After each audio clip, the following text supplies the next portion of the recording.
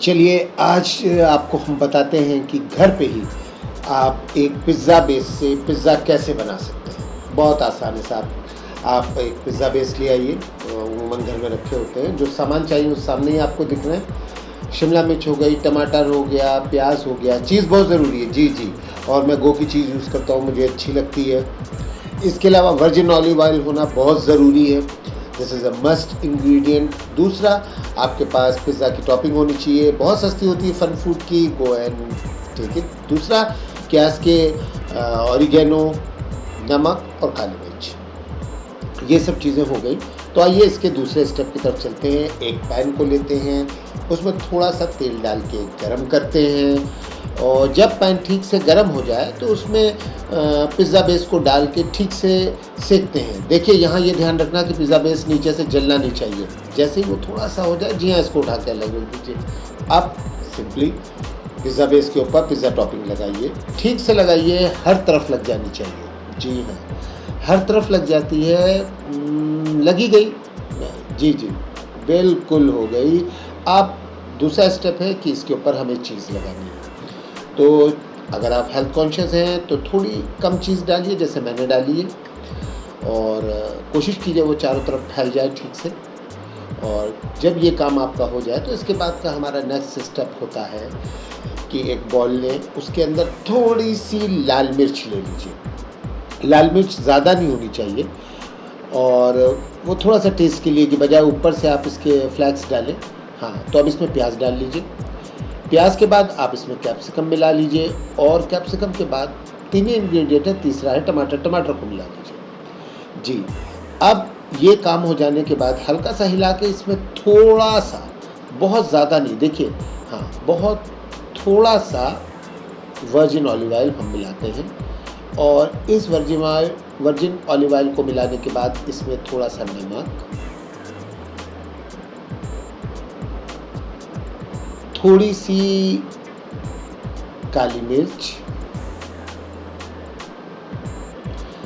मिला लेते हैं, और उसके बाद ये देखते हैं आपके हाथ साफ है कि नहीं, ये ज़रूरी है। उसके बाद शुरू हो जाइए, हाथ से ही शुरू हो जाइए। देखिए हाथ से मिलाने का एक अपना अलग टेस्ट होता है साहब। तो इसको आपने मिला लिया। हाँ, कोशिश ये कीजिए कि प्याज के जो इसमें टुकड़े हैं वो पूरी तरीके से खुल जाए, क्योंकि वो बंधे हुए टुकड़े अगर आपको एक तो फैलाने में बड़े अजीब से लगेंगे, और जब वो दांतों के नीचे आते हैं खाते वक्त तो भी बहुत बुरे लगते हैं। और प्याज बहुत ज़्यादा नहीं मिलाना है आपको, ये भी ध्यान रखिएगा। चलिए ये काम हो गया।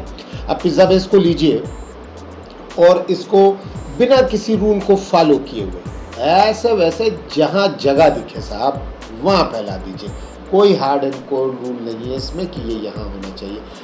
और फैलाने के बाद बहुत आसान है, ये जो एक बचा है इसको भी इसके ऊपर लगा लेते हैं ऐसे। चलिए, चीज़ लगा ली गई, उसके ऊपर टॉपिंग्स हो गई। अब नेक्स्ट स्टेप है हमारा कि हम इसको ओवन में रखें।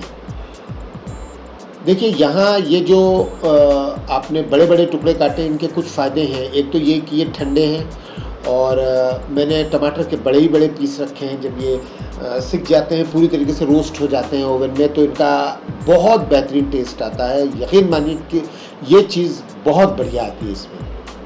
इसको ठीक से रख लीजिए। ओवन को मैं चालू कर चुका हूँ, अपने हालोजन ओवन यूज़ कर रहा हूँ, और वो प्री हीट हो चुका है। इसको मैंने 1 मिनट के लिए प्री हीट किया है, और ये बहुत काफ़ी है इसके लिए। और ग्रिल को अपर साइड पे रखें आपको। जी हाँ, आइए अब इसमें अपना पिज़्ज़ा हम प्लेस कर देते हैं। चलिए ये रख दिया, वाह क्या बात है। अब इसको स्पीड अप करते हैं, यानी कि चालू करते हैं, और इसके बाद इसे स्टार्ट कर देते हैं। मैक्सिमम देखिए, यहाँ कोई hard and core rule follow मत कीजिएगा कि ये इतना होना चाहिए पिज़्ज़ा के लिए, और कुछ नहीं। मैक्सिमम हीट पर डालिए और देखते रहिए। आपको कोई टाइम नहीं इसका बांधना है। आप सामने से देख रहे हैं तो आपको पता है कि आपका पिज़्ज़ा हो गया है, किस स्टेज पे आपको निकालना है। ये हैलोजन लैम्प की सबसे अच्छी बात है। चलिए ये काम हमारा हो गया, और पिज़्ज़ा हमें लगता है हो गया हमारा। निकाल लेते हैं अपने पिज़्ज़ा को। वाह वाह वाह, क्या बात है, चुम्मेश्वरी। अब अपनी तारीफ खुद ही करनी पड़ेगी भाई, मुझे तो बहुत अच्छा लग रहा है। अब पता नहीं आप लोग बनाए तो कैसा, ये निकल आया। वाह भैया, डोमिनोज, पिज्जा हट सबकी छुट्टी हो रही है। जी हाँ, आप बनाओ घर में। एक तो सबसे बड़ा सेटिस्फेक्शन आपको ये मिलेगा कि आपने बनाया है, ठीक है। यार मेरा पिज़्ज़ा कटर नहीं मिल रहा है, तो मैं फ़िलहाल इसको कैंची से काटता हूँ, और क्योंकि उससे भी बहुत बढ़िया कटता है, और शायद बाज़ वक़्त मुझे लगता है पिज़्ज़ा कटर से भी ज़्यादा बेहतर करता है। चलिए शुरू हो जाते हैं। इसको सिर्फ 4 टुकड़ों में हमें काटना है। ये हो गया मेरा पहला टुकड़ा।